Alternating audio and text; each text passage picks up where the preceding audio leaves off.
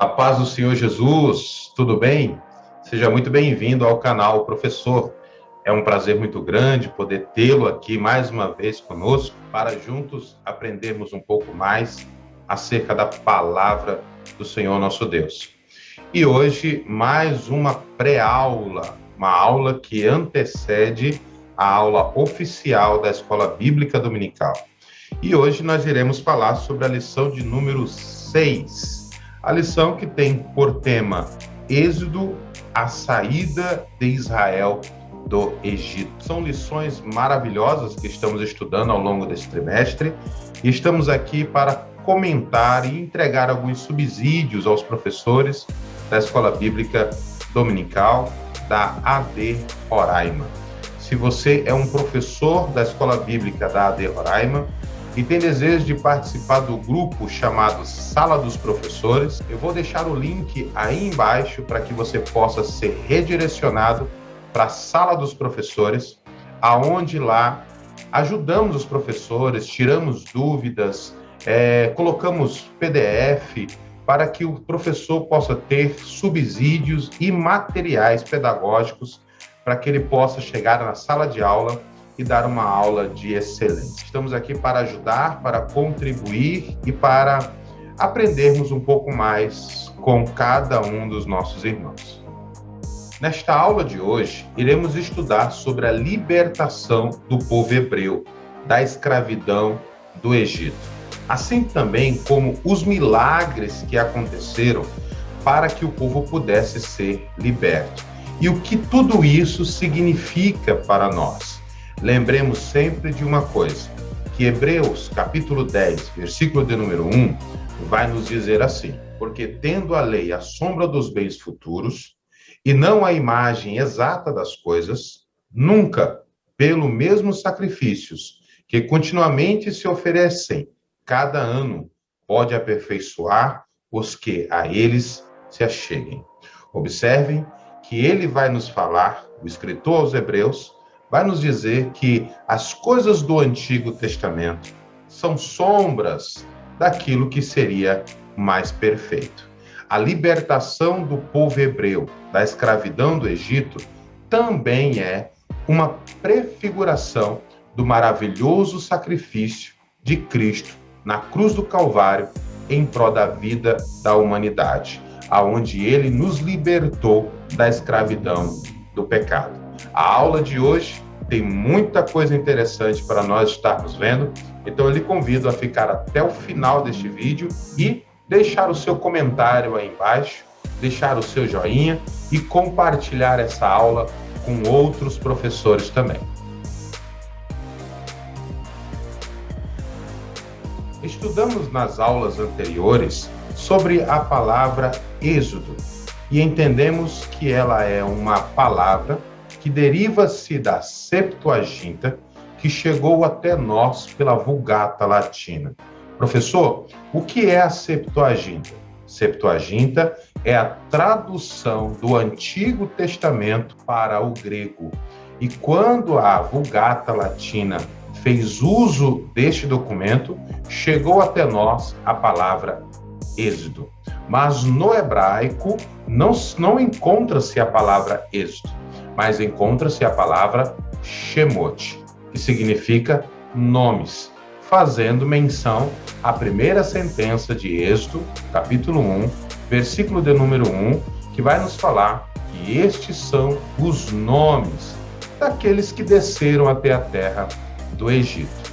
E a palavra Êxodo significa partida, saída, fazendo menção ao maravilhoso milagre da parte de Deus, a intervenção de Deus em libertar o povo de Israel, ou melhor, o povo hebreu, da escravidão do Egito. Foi exatamente a saída, a partida do Egito que deu-se o nome de Êxodo. Mas já parou para pensar que a saída ou a partida, a narrativa que trata sobre este assunto, ela ocupa menos que a metade do livro? Mas por que então chamá-lo de Êxodo se ele não é o assunto total do livro. Você pode observar nesse gráfico que a primeira parte, a parte que está em vermelho, é exatamente a narrativa que nos conta sobre a saída do povo, a preparação e a saída do povo da escravidão no Egito. Ocupa apenas 15 capítulos de um livro que tem 40 capítulos. Então, por que chamá-lo de Êxodo se a menor parte do livro é o que fala sobre a saída do povo? Ora, o título do livro, que é baseado-se na palavra grega Êxodos, que significa saída ou partida, está vinculada aos milagres que Deus operou na vida do povo hebreu. Porque estes milagres só foram possíveis porque Deus libertou o povo da escravidão no Egito. Por isso que o nome Êxodo, falando sobre a saída, ele é vinculado aos milagres que existem.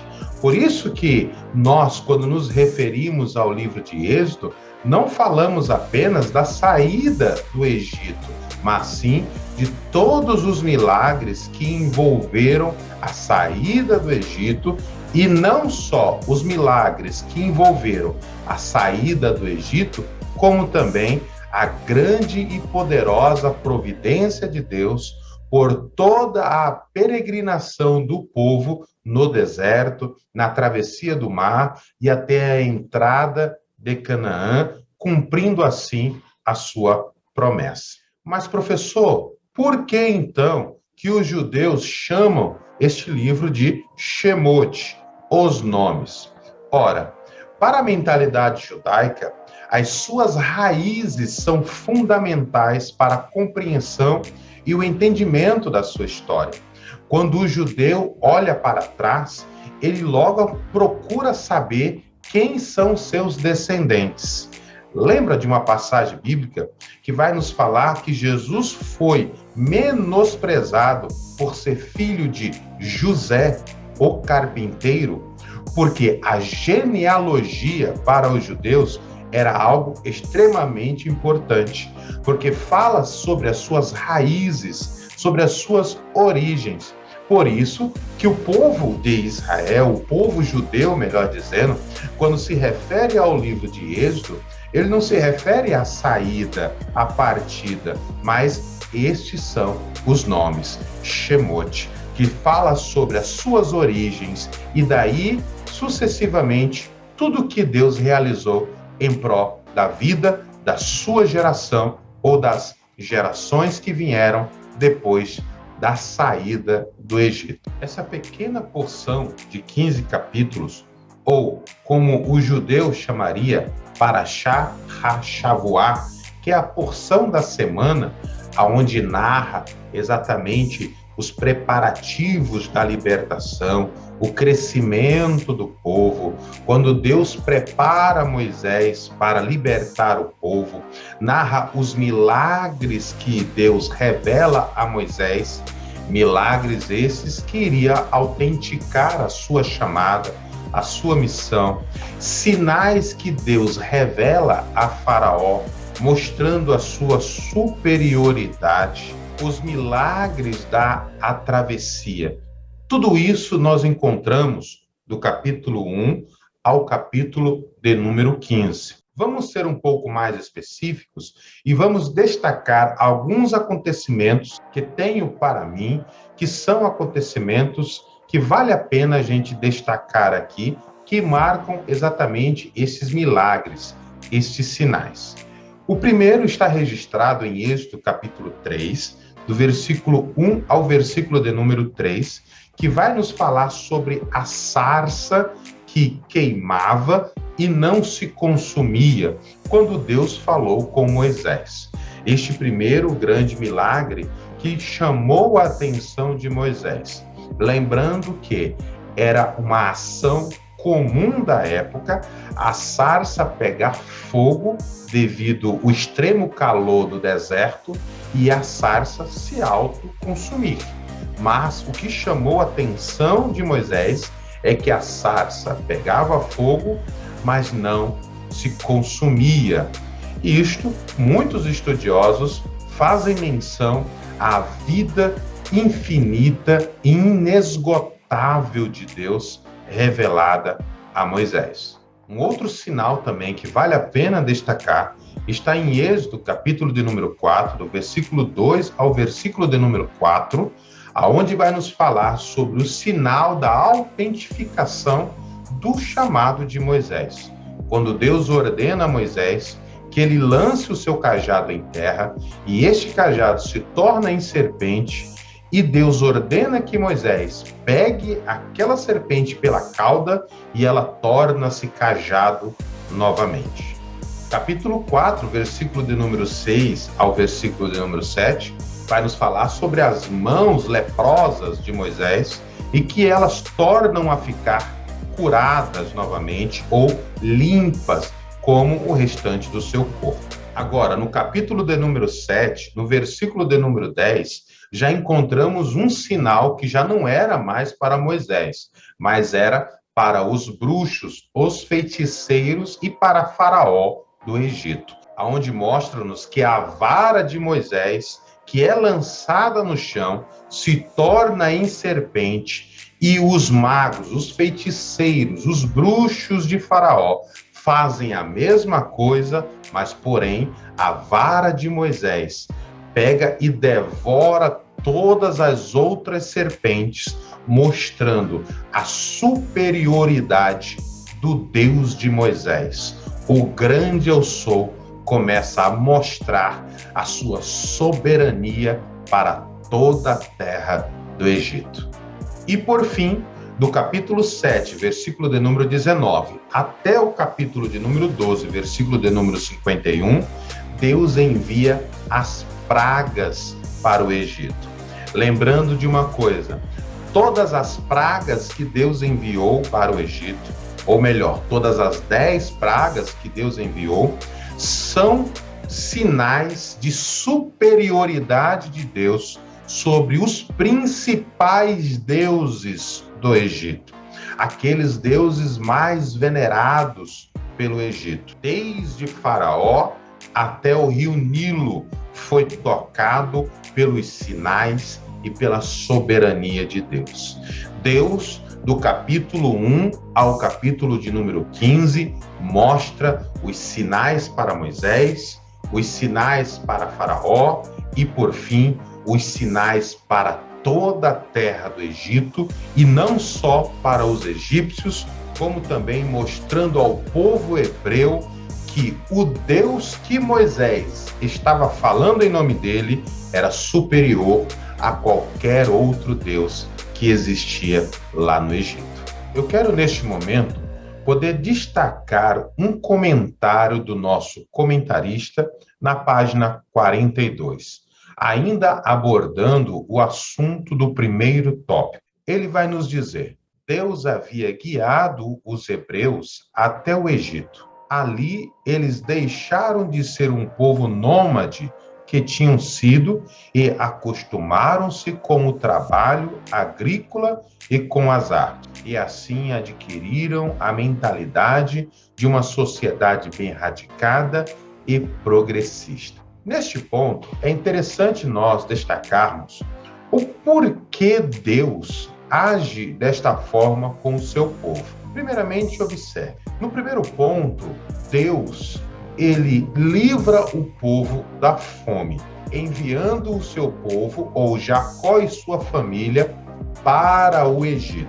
Depois de já estabelecidos no Egito, o povo deixa de ser um povo nômade e passa a viver em sociedade e adquirir, assim, os seus costumes. Depois, o povo já em sociedade, já com seus costumes, porém escravizados, Deus vai e tira o povo do Egito, fazendo com que o povo novamente peregrine pelo deserto, e depois Deus coloca o povo em uma terra como havia já prometido.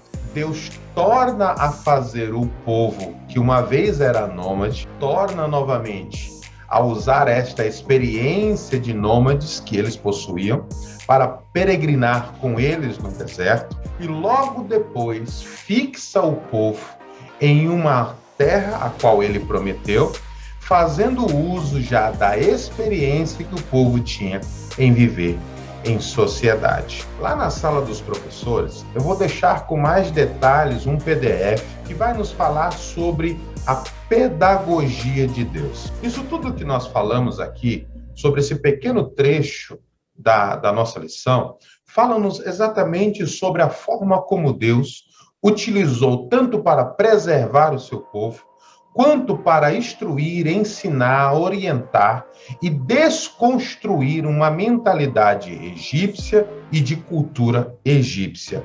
O povo já sabia o que era viver em sociedade, então Deus preparou o seu povo ao longo do deserto, até porque o povo já tinha o costume de viver como nômades.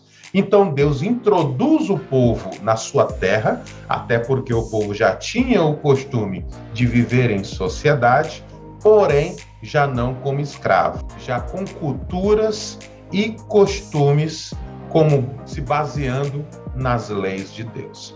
Isso se chama a pedagogia de Deus, a forma de Deus tratar, trabalhar, moldar e preparar o seu povo para o objetivo a qual ele tem designado de acordo com todas as suas promessas. Falando sobre pedagogia de Deus, a forma como Deus se utiliza para ensinar coisas a quem ele quer, nós temos diante de nós um grande dilema. Por que Deus endureceu o coração de Faraó se já Faraó possuía o coração endurecido? Quando nós olhamos as narrativas do livro de Êxodo, logo entendemos que Faraó já era um homem de duro coração. Tão duro o coração de Faraó era que ele escravizou o povo. Ele derramou sangue do povo hebreu, ao ponto de fazer com que o povo clamasse a Deus por libertação. Então seria desnecessário endurecer um coração que já era endurecido por natureza. O próprio Faraó já tinha o seu coração endurecido. Sendo assim, não haveria necessidade de endurecer novamente o coração de quem já tinha um coração endurecido. O interessante é que Romanos, capítulo 9, versículo 17, vai nos dizer assim: pois diz a Escritura ao Faraó, eu o levantei exatamente com esse propósito, revelar em ti o meu poder, e para que o meu nome seja proclamado por toda a terra. Observe que Paulo nos traz luz a este entendimento, a este grande dilema, que na realidade é só a forma de nós compreendermos o agir de Deus. Deus havia já escolhido este Faraó por saber que ele já teria o coração dele endurecido, então Deus o colocou no momento certo, no momento da história certa, para poder manifestar o poder dele sobre o Egito e demonstrar a sua grandeza para toda a terra. Não que Deus endureceu novamente o coração de Faraó. Deus apenas estava respondendo de acordo com o seu propósito em retribuir a Faraó, ao Egito, toda a dureza do coração que eles já possuíam. Lembra que nós estávamos falando sobre a questão da pedagogia de Deus? É a forma de Deus ensinar ou demonstrar um ensino ou uma verdade ao povo. Deus fez exatamente isso. Lembremos sempre o seguinte: Deus estava construindo todo um sistema intelectual, religioso e espiritual. Deus já havia já organizado toda a sala de aula para que este grande evento pudesse acontecer, já sabendo que Faraó iria resistir aos apelos de Moisés e então Deus seria engrandecido. Esta é a pedagogia de Deus para os egípcios, esta é a pedagogia de Deus para Faraó, e esta era e é a pedagogia de Deus para o povo de Deus, que saiu do Egito entendendo que o Deus de Moisés era superior a todo e qualquer Deus que existia no Egito. É bem interessante que a cultura egípcia também vai nos falar algo muito curioso sobre a questão do coração de Faraó, quando este morria e ia ser apresentado aos deuses, e o seu coração era julgado. A arqueologia bíblica tem encontrado múmias referente a Faraó, que no local do coração de Faraó havia uma pedra. Esta pedra era colocada no lugar do coração de Faraó, porque para os egípcios, quando um faraó ou alguém morria, ele era levado aos deuses do Egito para julgar o seu coração, porque no coração havia toda a maldade ou toda a bondade, haveria lembranças e recordações dos seus feitos. Por isso que Faraó, de certa forma, não temeu o Deus de Moisés. Por isso que Deus teve que intervir com as grandes pragas. E mesmo assim, Faraó suportando até a última praga, que era a morte dos primogênitos. Por quê? Porque Faraó entendia que quando ele morresse, o seu coração seria retirado e colocado uma pedra no lugar do seu coração, e quando ele fosse para ser julgado pelos deuses, não iriam encontrar nenhum sentimento ruim, nenhum sentimento bom, como se aquele faraó fosse puro diante das suas ações. Então ele seria absolvido, seria dado como inocente e poderia então desfrutar de uma futura reencarnação que poderia suceder à sua vida, à sua alma ou ao seu espírito. A cultura egípcia, ela é cheia de grandes misticismos e um deles é exatamente o pesar do coração. A língua hebraica, a mais antiga que nós sabemos que existe, ela traz também algumas expressões que eram manifestadas de uma forma negativa, como esta no caso: eu endurecerei o coração de Faraó. É apenas uma expressão de que Deus estava dizendo que conhecia o coração de Faraó, sabia que ele não iria libertar o povo e que ele iria ser engrandecido através da manifestação dos grandes sinais que Deus manifestara no Egito e para o povo de Israel e para todas as nações da sua época.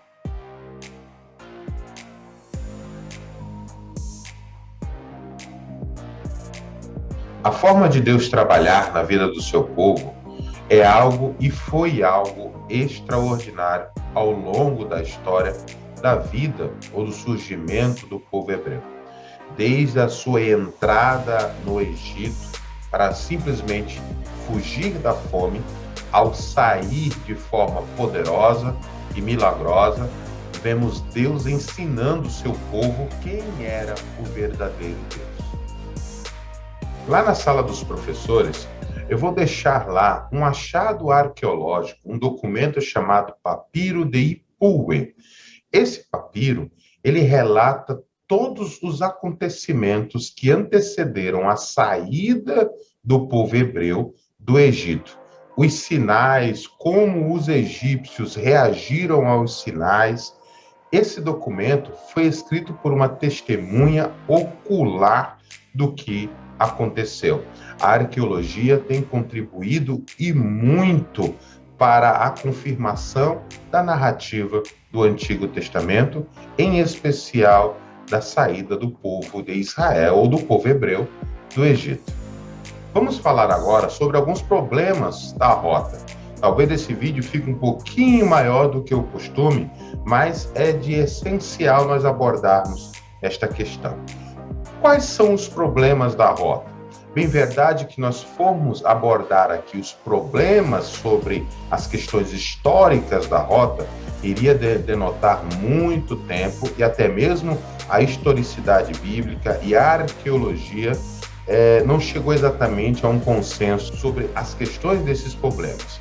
Mas o interessante nós frisarmos é o cuidado de Deus para com o seu povo. Para sair do Egito e chegar à terra de Canaã, como era o propósito de Deus, existia 3 rotas. A rota chamada Via Maris, que é o caminho da terra dos filisteus. Esta rota, o caminho da terra dos filisteus, recebeu alguns nomes no decorrer da história bíblica. O primeiro deles é o caminho dos filisteus, que Joséfo menciona. O outro é o caminho do mar, que se encontra em Isaías capítulo 9, versículo 1.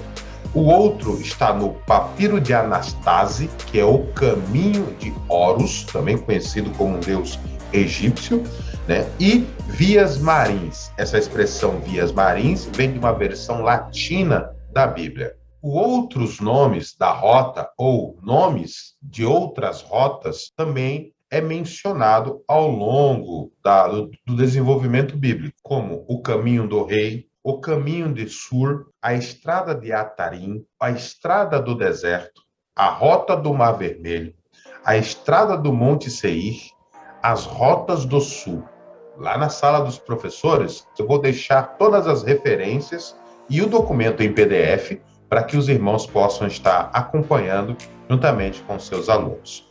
O mais importante de nós falarmos sobre as rotas ou a rota é saber o motivo pelo qual Deus escolheu uma rota mais longa, que demorou em torno de 40 anos para chegar à terra de Canaã. Uma coisa que poderia ser diferente se ele tivesse escolhido a rota, como por exemplo, a rota dos filisteus, que era uma rota que possibilitava o povo hebreu de chegar em Canaã apenas em 15 dias.